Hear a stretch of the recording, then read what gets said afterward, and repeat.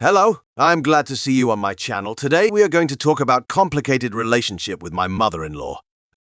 A deeper understanding of one's emotions and needs, learning self-regulation skills, getting rid of toxic beliefs and healing mental trauma. Hello, Catherine. Previously, relations with my mother-in-law were excellent.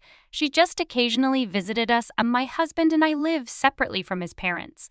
My husband's mother-in-law and father-in-law helped him buy the apartment when we were not dating. After the birth of the child, mother-in-law began to call every day, come to help me, although I did not ask for it. Sits with us all day from morning to evening, and so every day except weekends. I'm also embarrassed by her behavior with my child's.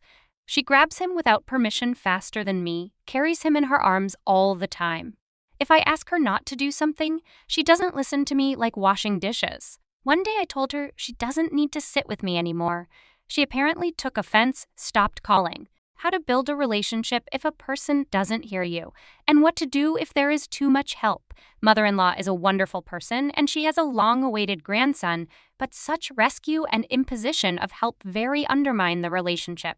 Your mother-in-law tends to help where she is not asked, and of course this seems like trespassing. She seems to have a strong need for care and custody, which she fulfills through your and your husband's child, through your grandson.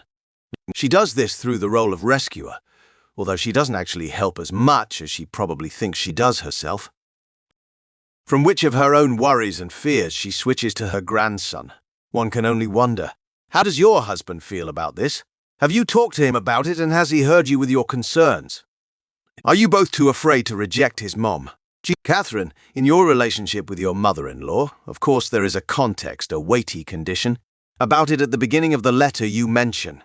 Your apartment is bought by your mother-in-law and father-in-law. And in a sense it turns out that along with the real estate, husband's mother bought herself and rights. Tacitly, she claims to participate in your life and the ability to intervene, hyper-upper-decade grandson to control you. And you then, as it were, do not have the right to kick her out. After all, if not her ex-husband, then no apartment maybe and would not be. And so you forbid yourself to show aggression in response to her behavior.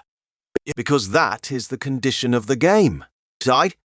So, if the mother-in-law feels her right to such inclusion because of the purchase of the apartment, then ideally it would be more logical for you and your husband and the child to move out to their own apartment.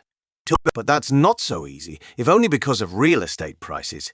Nevertheless, if you were to move out on your own property, it would allow you personally to experience less embarrassment and guilt that your mother-in-law might resent you for rejecting her help.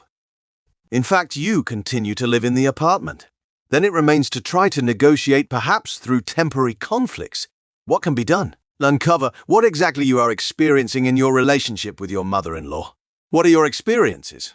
For example, it could be respect and gratitude, sympathy, warmth, appreciation.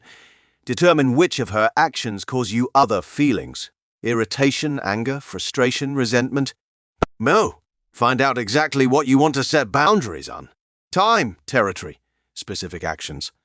Find the best place and the right time to talk to your mother-in-law alone so that you can voice your worries to her. You can warn her in advance that you need to talk to her. Make your demands. What you want and what you don't want. Explain why this is important to you. It is anger that is one of the primary reactions to boundary violations. If anger builds up, it will take the form of rage and disgust. So to prevent the irritation from escalating into something big, unpleasant, and hard to control, it's probably best to tell the other person as soon as possible. Express the aggression in a way that is acceptable and safe for the relationship to continue. You have the right to voice your feeling. This expression is followed by a process of agreement, where it is important to mark your boundaries and thereby move past an emerging and unresolved conflict. Your feelings do not speak to your evaluation of a person. Feelings are not a label or the only coloring, but your feelings do signal to you your needs, what is appropriate or inappropriate, what is liked or disliked. And if your mother-in-law is acting annoyed, she probably hasn't yet realized for herself how difficult it really is for you.